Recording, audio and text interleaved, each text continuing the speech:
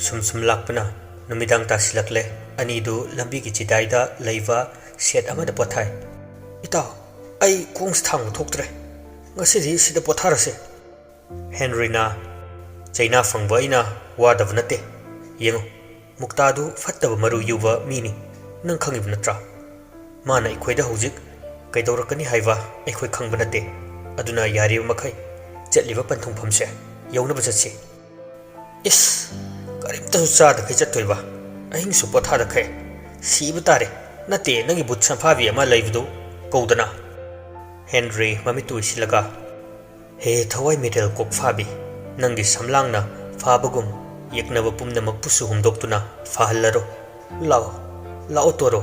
o kok chawi isu toro fanchong thore oja Johnny du khangprek khangna haidokhe sidi berani ne masigi hangwai manba mi macha se amuk leirame Johnny du sauningna kokchawbia sia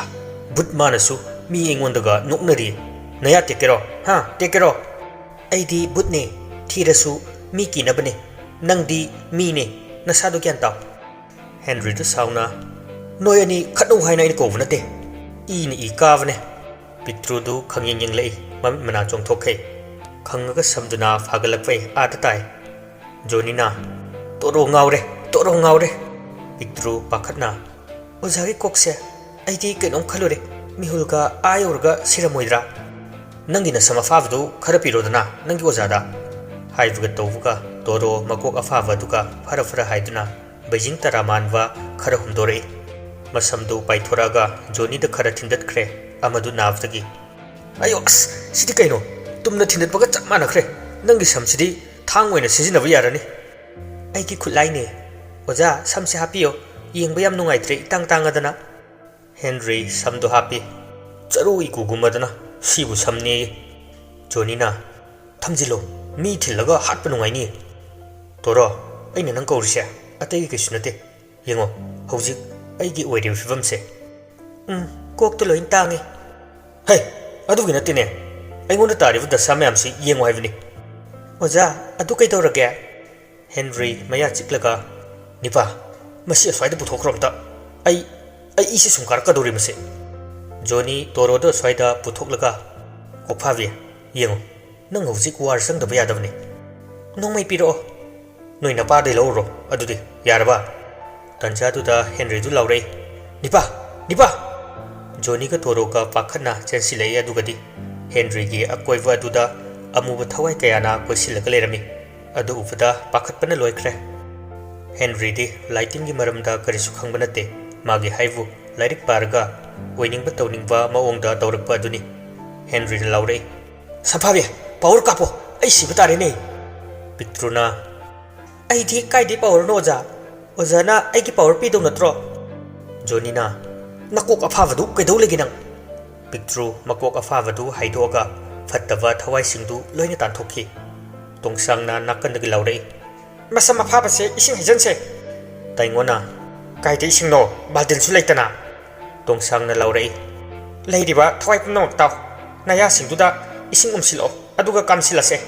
tasengna pitru gi sakti si kanana su lakna fana bangamdre akibugi masakni changsilakpaga haidatpaga khangbangam but bread singdu kai dana jensili khanghodana amukta phadrawa thawai but bread mayam singdu paisilaga pitrubu koisilaga ising singdu mayadagi kapthore phanduna leramba samdu loina tuthaki ising singduna pitru magi sakti mayai chamkhre aigi energy pumnamak loss oikre sidi kamai tongni tongsangna kamdawi nang ko phabia pitru sauna tongsanga chak khangidana nang asi hairaga masam afavadu ungaga fatfat haidoi masaidi tetharamba samdu loina handagi hena fangalai pitru masamduna khongumna unglaga yeknava singdu maiki babikre kanana sumabu lakchabu ngamdre tongsangna sidi ekhoi chendra de sibtare pumnamak chelo but singdu kai dana loina chenkhre tawribu matau singdu uvada Henry amadi Johnny lummaga yengduna le Henry na nupi thidau saruk torogumba tara loibra fai Johnny na nipa nang torosi ai lawrage nakhongdu thude ke law tungdagi akiva khonjel da sida leiremi tamda silao Magi khutpusindu kawi taingona laptakna laurei tamnaba lairi na thwai mangjani khangoi mayamdu loina chen kibadai Henry ga Johnny ga ani du lai aduga Pictru du kappaga lerami Henry pakhatna toro kaidoroge ha nang kaidoroge hai ozada nang karina nin thungdrage Pictru yam nungaitana makhutagi sam khara puthora aga tu aigi samse amata yaudre loina kenkre Johnny na adugivu aduk live du pukri dagi kang mara khara kotlaga hapa yabasibu wahi tu tavda Pictru hena thamoi sokna kablei laiting gi hapa yaba samnati aigi sidi masina aigi sakti pumnamak pibani Henry na themjin bidei yarise kapano thau khara tairaga samdu thuna haujarakani nakupiga do khara thomo Johnny na chaklami ni ba toro chaklami Pictru na kaino aibu chak wen ubro kai de chak no ide Henry wakhalam lai mamangda fatlei thui pat ki pat ngaktani lerami budu adu ubda machindu faina noklaga toro nangi samdu toraga nga khar farau toro fat pai ki aduga makok tu yungaga lei aduga muk fat chingkhali nga macha khara nablai amuk paisilaga nga du phrang phrang kan thoi nga du tarak paduda Johnny harauna toro khara yam farau samse am yaudrabanina nga siam thu haibi yadre amuk chattuna nga fabu chatki Henry ga Johnny ga su mai hogatuna nga lawraga chanava kana tawri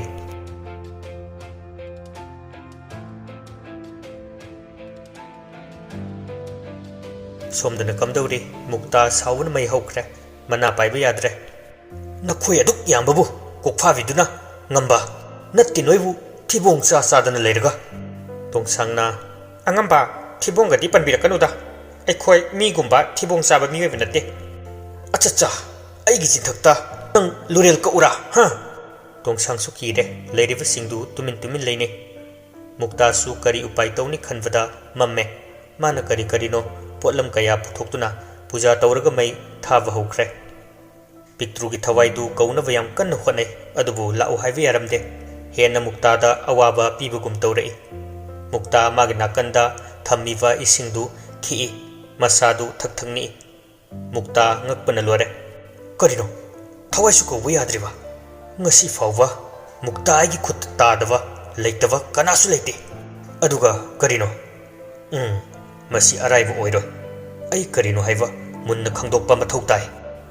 mikuptuda ina picture yaurwa pukhamama puthorai aduga karigumba ma mantra sonduna chaisile mukta arab akhangnana maningda khangan handorei masadu nikre mikuptuda pumnamak thoglai mukta na khaludava nongmatalang siludrava manglan gi ipak gumlava thodokni nahan makhai Henry na sizinariva thawai asi atai kanagi thawai oiramdre nahan makhai fajinduna thammiba thembi gi thawai oirami mukta khudaktuda phukhogali aduga imung tamna lai aduga amamba kaduda asiba amagum leiriva thembi gi manak tamna changsilai taying lava mai thongduda I thangdabugum phibam sokna leiriva saktamdu uvda mukta gi thamoi kaikre tasengnamak mukta na thembi bu aduki matik nungsijava pamjabani asimakna mana leiwa tawraga namduna laukhibani adubu phibam na tanjana yadavana mahak asumna leivra takhibani thembi na makhoigi Arun pumnamak khangkhibadagi mahakpu asiba mi amagum thamlakpani thawai kauthoklaga sahing chaba mukta nungsina thembi gi mamai du nale amuksu magi saklondu fat onki nahan makhai mangonda yalamba yetlamba lighting gi potlam amagi leibak ta leiriwa angangba sindur amadi napiba lupa chapi adu lokthorei aduga fajana phamungda thangjilaga hifalli muktana lairon sonduna mabu hodoknava kan hone ising thaduna hogatnava somdana kamdawri Johnny amadi Henry gi aram khawrangba pumnamak Pictruna kokhanviduna harau harau makhoi phamduna wari sanari Johnny na khangdera aidi torosi koirasir khangde Pictru du sauna he ai ojaga koine Henry ngakna Pictru di yangai mamitu kuptana torogi maithongdu masam afaba singduna loina thadaduna leiri Johnny du noklaga nupi phau phangudраsu bud nupi di phangene ibo Henry tapna toro nang din nasaktu amukta ingon uhalu ki ni tanoi agi saktam si uraga ki sano nangi akivana ingon karisu sokhan bangamoi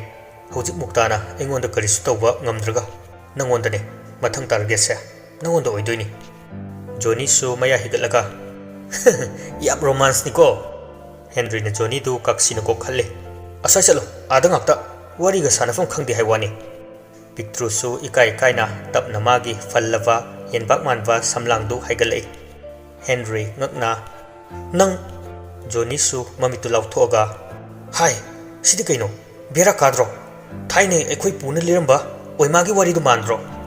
Henry mapi ira chena kaino ina urisha mangla taibangla. Pictru du gyanta senga taramde makhoina ngangi badu ngangakna yengli kaino no ngangi do ai gyanta dre. Johnny no wadu haigi tawi adubu Pictru na thatlaga ai bomukta gyanta halo. Henry kaptuna swaida thokre. Pictru gi masaktu yengba ngamdana tawriba asida Pictru gyanta dana noi ni tawrisi kaino. Johnny na toro yare tumin leo amase amukta pena kapsano. Asi hairaga Johnny Henry gi manakta changsilai nipa kaino khoina hujik tawdoisa toro da sengba haibna pharoidra pumnamak aremba tani nipa mase thawai ni thawai aduga ikhoina amuk haijiluraga mana gyan mangdoini ai pamde hanagi ko phavido adum oiraga leisano. Asumna ahingdu Pictru amadi Henry Johnny makhoi hum pothanaba tawi makhaduda khudaina tharaga hiptharai. Pictru su makhoibu huidawna adumak Henry gi mamangda sangduna lei. Henry Pictru da yamuni yenglai mapi su taithoi magi saktamdu uraga hena maisa pibugum thokle. Ngaihaki tungdani Henry sumdum thakre karom dai no khanghudana lakpa nungsit amada Pictru gi masadu humduna punava yam kanna hotnarei. Pictru masadu lenge tawbada ngamdre loina fajinkre machinna Henry ga Johnny ga tumiduda kaunaba kayarak tawi adubu wangangba thokhidre. Pictru ngakna karino haina khanjai aduga khanghaudana akanba sahumduna masaduda yeibada Pictru gyan mangbugum tawrei. Ngaihaki tungda mamitu tapna pangthorakpada leiramliba fibamduda ngakna koyeng yengi. Pictru tasengna gyalai ma masa asi thembini haibsi hojikta khanglai adubu Henry gi maphamda wahai amata haiba nangdana masadu amamba maikhulakta manin oina onsilai. Pictru ningamdana Henry da piroinaba mityanga yengduna mabukta khalai nang aibu soidana lawba lakho pumnamakki thawaisu nangna kanbirao. Asumna manin onduna pairaga chatkre. Ngaihaktang leiraga Johnny do hokolei aduga Henry bu howdoi nipa torodi. Henry longna phuk hogolaga akoivatu yengi. Pictru leramdava du uvda pakhatna toro saphavre tabro kaida legina toro. Henry du tasengna pakhale Pictru nang kaida lege ozana ko visitarade amukta ozagi nakto lao. Ani du kautuna chen na thi adu Pictru kaidawnungda thiba phangkidre. Henry nungaitana ai pumnama khangle masi muktana tawba soidana oiramgani ai ithadagi nangna thembibusu setuna mullaga chatkibani adubu torobu aigi khuttagi munba haibududi oithoktabani. Johnny masad pakhalle ngasaidaidi toro laivanina makhoibu soktabani hojikti makhoi fattaba laiten laasu upai leiro haiba khangle. Mathangdaidi bhut laasu tin thoi silani tindi kaigi bhut laitin changdi hai amangba potnena lao ekhoi chanaba tawse leithaba yaroi nongsu ngangadore. Asi hainaduna prap amu khongsan ba hawi matamsu sum haukiba khanghaude.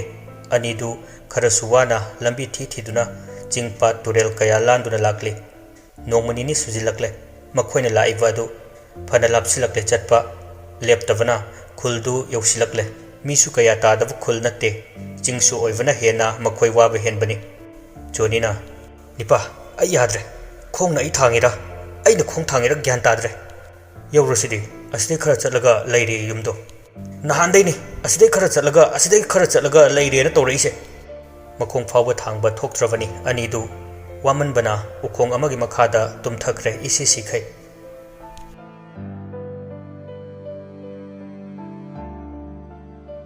ꯌꯥꯝꯅ ꯃꯝꯕ ꯀꯥ ꯑꯃꯒꯤ ꯃꯅꯨꯡꯗꯅꯤ Henry ꯁꯨꯝ ꯆꯪꯁꯤꯜꯂꯛꯏ ꯂꯝꯕꯤꯗꯨ ꯆꯠꯂꯤꯕ ꯃꯈꯩ ꯂꯣꯏꯕ ꯅꯥꯏꯗꯦ ꯑꯃꯝꯕ ꯑꯗꯨꯗ ꯈꯣꯡꯅ ꯄꯨꯕ ꯃꯐꯝꯗ ꯑꯗꯨꯃꯛ ꯆꯠꯂꯤ ꯅꯥꯀꯟ ꯅꯥꯀꯟꯗꯁꯨ ꯅꯣꯛꯄꯒꯤ ꯈꯣꯟꯖꯦꯜ ꯀꯌꯥ ꯇꯥꯔꯛꯏ ꯃꯥꯒꯤ ꯑꯀꯣꯏꯕ ꯑꯗꯨꯗ ꯍꯦꯟꯔꯤ ꯃꯁꯥꯗꯨ ꯄꯥꯈꯠꯅ ꯂꯥꯎꯔꯛꯏ ꯀꯅꯥꯅꯣ ꯁꯛ ꯎꯗꯕ ꯅꯪ ꯑꯩꯕꯨ ꯀꯔꯤ ꯂꯛꯅꯔꯤꯕꯅꯣ ꯀꯅꯥꯁꯨ ꯄꯥꯎꯈꯨꯝ ꯄꯤꯔꯛꯇꯦ ꯍꯦꯟꯔꯤ ꯑꯃꯝꯕ ꯑꯗꯨꯗꯒꯤ ꯄꯟꯊꯨꯡꯐꯝ ꯊꯨꯡꯅꯕ ꯍꯥꯏꯅ ꯆꯪꯁꯤꯟꯕ ꯂꯦꯞꯇꯦ ꯁꯛ ꯎꯗꯕ ꯈꯣꯟꯖꯦꯜ ꯑꯗꯨꯁꯨ ꯅꯣꯛꯄ ꯂꯦꯞꯇꯦ ꯍꯦꯟꯔꯤ ꯁꯥꯎꯅ ꯑꯗꯨ ꯎꯁꯤꯠꯇꯕ ꯊꯣꯛꯂꯣ ꯅꯪꯅ ꯉꯝꯃꯒꯗꯤ ꯑꯩꯉꯣꯟꯗ ꯑꯗꯨꯃꯛ ꯑꯀꯤꯕ ꯄꯤꯒꯗꯕꯒꯤ ꯁꯔꯨꯛ ꯄꯥꯡꯒꯜ ꯆꯥꯡ ꯌꯦꯡꯅꯁꯤ ꯍꯟꯗꯛꯇꯤ ꯈꯪꯍꯧꯗꯅ ꯂꯥꯞꯇꯛꯅ ꯑꯉꯥꯟꯕ ꯃꯩꯉꯥꯜ ꯑꯃ ꯊꯣꯛꯂꯛꯏ ꯑꯗꯨ ꯎꯕꯗ ꯍꯦꯟꯔꯤ ꯃꯐꯝ ꯑꯗꯨ ꯇꯝꯅ ꯆꯪꯁꯤꯜꯂꯛꯏ ꯍꯦꯟꯔꯤꯗꯨ ꯆꯞ ꯂꯦꯞꯄꯤ ꯑꯗꯨꯒ ꯇꯞꯅ ꯇꯞꯅ ꯃꯈꯣꯡꯗꯨ ꯊꯥꯡꯏ ꯃꯉꯥꯜ ꯑꯗꯨ ꯑꯇꯩ ꯀꯔꯤꯁꯨ ꯑꯣꯏꯔꯝꯗ꯭ꯔꯦ ꯅꯨꯃꯤꯠꯀꯤ ꯃꯉꯥꯜ ꯅꯥꯏꯔꯕ ꯅꯨꯖꯥꯒꯤ ꯁꯛꯇꯝꯗꯒꯤ ꯊꯣꯛꯂꯛꯄ ꯃꯉꯥꯜ ꯑꯣꯏꯔꯝꯃꯤ ꯍꯦꯟꯔꯤ ꯈꯣꯟꯖꯦꯜ ꯅꯤꯛꯅ ꯇꯣꯔꯣ ꯇꯥꯏꯕꯪꯗ ꯐꯥꯎꯔꯛꯇꯨꯅ ꯍꯦꯟꯔꯤ ꯌꯥꯝ ꯀꯟꯅ ꯇꯣꯔꯣ ꯖꯣꯅꯤꯁꯨ ꯇꯨꯝꯂꯝꯕꯗꯒꯤ ꯈꯪꯄ꯭ꯔꯦꯛ ꯈꯪꯅ ꯍꯧꯒꯠꯂꯛꯏ ꯒ꯭ꯌꯥꯟ ꯃꯦꯟ ꯇꯥꯗꯅ ꯅꯤꯄꯥ ꯑꯩ ꯄꯥꯏꯔꯦ ꯍꯦꯟꯔꯤꯁꯨ ꯇꯔꯪ ꯑꯃꯗ ꯑꯩꯁꯨ ꯄꯥꯏꯔꯦꯅꯤ ꯀꯥꯏꯗꯅꯣ ꯑꯁꯤ ꯍꯥꯏꯔꯒ ꯌꯦꯡꯊꯣꯔꯛꯄꯗ ꯖꯣꯅꯤꯒ ꯃꯈꯣꯏ ꯑꯅꯤꯃꯛ ꯃꯈꯣꯡ ꯃꯈꯨꯠꯇꯨ ꯋꯥ ꯑꯃꯗ ꯌꯥꯜꯂꯒ ꯁꯥ ꯁꯟ ꯄꯨꯕꯗꯧꯅ ꯃꯌꯥꯝꯅ ꯂꯥꯡꯂꯒ ꯄꯨꯔꯛꯏ ꯍꯦꯟꯔꯤ ꯃꯃꯤꯠꯇꯨ ꯂꯥꯎꯊꯣꯛꯑꯒ ꯀꯥꯏꯗꯅꯣ ꯅꯤꯄꯥ ꯑꯩꯈꯣꯏ ꯂꯩꯔꯤꯁꯦ ꯖꯣꯅꯤꯁꯨ ꯄꯥꯈꯠꯅ ꯇꯥꯔꯖꯥꯟ ꯉꯥꯛꯇ ꯑꯣꯏꯔ ꯃꯥꯜꯂꯦꯅꯤ ꯁꯤꯗꯤ ꯀꯃꯥꯏꯅ ꯇꯧꯅꯤ ꯇꯁꯦꯡꯕꯗꯤ ꯃꯈꯣꯏ ꯑꯅꯤꯅ ꯇꯥꯔꯒ ꯂꯩꯕ ꯑꯗꯨꯗ ꯈꯨꯜ ꯑꯁꯤ ꯆꯤꯡꯃꯤ ꯀꯌꯥ ꯇꯥꯗꯨꯅ ꯂꯩꯔꯤꯕ ꯈꯨꯜꯅꯤ ꯃꯔꯝ ꯑꯁꯤꯅ ꯃꯈꯣꯏꯕꯨ ꯄꯨꯕꯤꯔꯛꯄꯅꯤ ꯅꯥꯀꯟꯗ ꯃꯌꯥꯝ ꯑꯃꯁꯨ ꯂꯥꯎꯕꯒ ꯈꯣꯡꯕꯒ ꯑꯃꯨꯛꯇꯣꯏꯕ ꯂꯣꯏꯔꯦ ꯖꯣꯅꯤꯗꯨ ꯀꯞꯄꯒ ꯅꯤꯄꯥ ꯑꯩꯈꯣꯏ ꯑꯅꯤꯁꯤ ꯊꯣꯡꯒ ꯆꯥꯗꯣꯏꯖꯥꯠꯂ ꯇꯧꯔꯤꯁꯦ ꯃꯐꯝ ꯑꯃꯗ ꯊꯝꯃꯤ ꯃꯈꯣꯏꯕꯨ ꯃꯌꯥꯝꯗꯨꯅ ꯀꯣꯏꯁꯤꯜꯂꯒ ꯌꯦꯡꯅꯩ ꯃꯈꯣꯏꯒꯤ ꯃꯔꯣꯟꯗ ꯄꯉꯥꯡꯗꯁꯨ ꯉꯥꯡꯅꯩ ꯑꯍꯜ ꯑꯃꯅ ꯅꯈꯣꯏ ꯀꯗꯥꯏꯗ ꯂꯥꯛꯄꯅꯣ ꯆꯨꯝꯅ ꯄꯥꯎꯈꯨꯝ ꯄꯤꯌꯨ ꯍꯦꯟꯔꯤꯗꯨ ꯀꯤꯅ ꯑꯩꯈꯣꯏ ꯑꯊꯥꯞꯄ ꯈꯨꯜꯗꯒꯤ ꯂꯥꯛꯄꯅꯤ ꯑꯕꯣꯛ ꯉꯥꯟꯕꯤ ꯎꯅꯖꯒꯦ ꯃꯌꯥꯝꯗꯨ ꯃꯈꯣꯏ ꯃꯁꯦꯟ ꯌꯦꯡꯅꯩ ꯑꯗꯨꯒ ꯀꯔꯤ ꯀꯔꯤꯅꯣꯁꯨ ꯑꯃꯨꯛ ꯍꯥꯏꯅꯩ ꯖꯣꯅꯤ ꯇꯞꯅ ꯆꯤꯔꯣꯜ ꯇꯧꯔꯛꯏ ꯅꯤꯄꯥ ꯃꯣꯏꯒꯤꯁꯦ ꯑꯃ ꯍꯥꯟꯅ ꯆꯥꯔꯁꯤ ꯍꯥꯏꯅ ꯍꯥꯏꯅꯔꯤꯖꯥꯠꯂꯣ ꯑꯩ ꯇꯨꯃꯤꯟ ꯂꯩꯌꯨ ꯅꯪ ꯑꯃꯀꯣ ꯑꯍꯜ ꯑꯗꯨꯅ ꯑꯃꯨꯛ ꯃꯈꯥ ꯇꯥꯔꯛꯏ ꯅꯈꯣꯏ ꯀꯔꯝꯅ ꯃꯥꯕꯨ ꯈꯪꯂꯤꯕꯅꯣ ꯍꯦꯟꯔꯤ ꯃꯍꯥꯛꯅ ꯃꯥꯒꯤ ꯃꯔꯝꯗ ꯀꯔꯤꯒꯨꯝꯕ ꯈꯔ ꯍꯥꯏꯕꯗ ꯅꯠꯇꯅ ꯃꯥꯒꯤ ꯃꯗꯧꯒꯤ ꯃꯤꯡ ꯄꯜꯂꯤ ꯑꯗꯨ ꯇꯥꯕꯗꯒꯤ ꯃꯌꯥꯝꯗꯨ ꯂꯥꯎꯔꯛꯏ ꯑꯗꯨꯒ ꯍꯔꯥꯎꯅ ꯖꯣꯅꯤ ꯑꯃꯗꯤ ꯍꯦꯟꯔꯤꯕꯨ ꯇꯔꯥꯝꯅ ꯑꯣꯛꯄꯤꯗꯨꯅ ꯃꯈꯣꯏꯒꯤ ꯆꯥꯅ ꯊꯛꯅꯕ ꯀꯌꯥ ꯑꯃ ꯄꯨꯊꯣꯛꯇꯨꯅ ꯄꯤ ꯖꯣꯅꯤ ꯁꯥꯒꯗꯨ ꯐꯖꯅ ꯇꯛꯈꯥꯏ ꯅꯍꯥꯟ ꯃꯈꯩ ꯐꯖꯅ ꯆꯥꯔꯛꯇꯕꯒꯤ ꯂꯩꯔꯤꯕꯁꯤꯡꯗꯨ ꯂꯣꯏꯅ ꯐꯨꯖꯤꯟꯈ꯭ꯔꯦ ꯁꯤꯗ ꯅꯠꯇꯅ ꯃꯈꯣꯏꯅ ꯄꯤꯔꯛꯏꯕ ꯌꯨꯁꯤꯡꯗꯨꯁꯨ ꯂꯣꯏꯅ ꯊꯛꯏ ꯂꯣꯏꯅ ꯂꯦꯝꯗꯧꯔꯤꯅꯦ ꯃꯌꯥꯝꯁꯦ ꯅꯤꯄꯥ ꯌꯣꯝꯃꯒ ꯄꯨꯈ꯭ꯔꯁꯤꯔꯣ ꯊꯤꯕꯣꯡꯗꯨ ꯆꯥꯐꯝ ꯊꯣꯛꯄ ꯆꯥꯎꯅꯦ ꯄꯨꯕꯩ ꯋꯥꯈꯜꯒꯁꯨ ꯇꯧꯔꯤꯌꯦ ꯍꯤꯗꯥꯛꯁꯨ ꯌꯥꯝ ꯊꯛꯆꯤꯟꯒꯅꯨꯀꯣ ꯊꯥꯏꯅꯩ ꯋꯥꯔꯤ ꯇꯥꯕ ꯅꯠꯇ꯭ꯔ ꯅꯪ ꯖꯣꯅꯤ ꯀꯔꯤꯝꯇ ꯇꯥꯗꯦ ꯆꯥꯁꯤꯟꯕ ꯊꯛꯆꯤꯟꯕ ꯑꯁꯤꯅꯤ ꯃꯥꯅ ꯇꯧꯔꯤꯕ ꯑꯁꯤ ꯂꯣꯟꯗꯨ ꯐꯥꯏꯔꯤ ꯇꯧꯔꯒ ꯅꯠꯇꯦ ꯅꯣꯏꯅ ꯄꯨꯗꯨ ꯄꯟꯕꯗ ꯀꯩꯅꯣ ꯃꯣꯏꯅ ꯍꯔꯥꯎꯗꯨꯅ ꯑꯍꯥꯎꯕ ꯃꯌꯥꯝ ꯑꯃ ꯄꯤꯖꯔꯒ ꯇꯧꯔꯤꯁꯦ ꯅꯣꯏ ꯅꯄꯨꯗꯨꯕꯨ ꯀꯃꯥꯏꯅ ꯈꯪꯉꯤꯅꯣ ꯍꯦꯟꯔꯤꯅ ꯏꯄꯨꯒꯤ ꯋꯥꯔꯤ ꯅꯠꯇꯦꯅꯦ ꯏꯙꯧꯒꯤ ꯋꯥꯔꯤꯅꯤꯀꯣ ꯌꯥꯔꯦ ꯇꯣꯛꯑꯗꯤ ꯀꯣꯛꯇꯣꯛꯑꯣ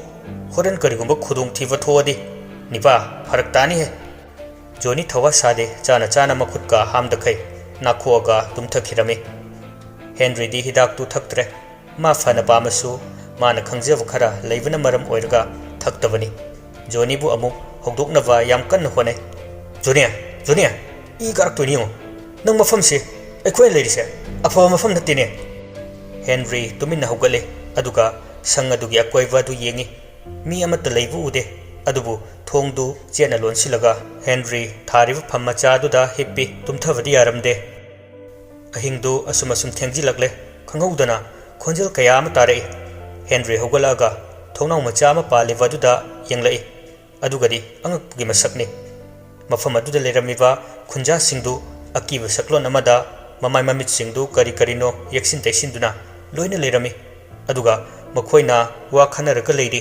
ꯑꯗꯨꯕꯨ ꯍꯦꯟꯔꯤꯅ ꯃꯔꯣꯟꯗꯨꯗꯤ ꯈꯪꯂꯝꯗꯦ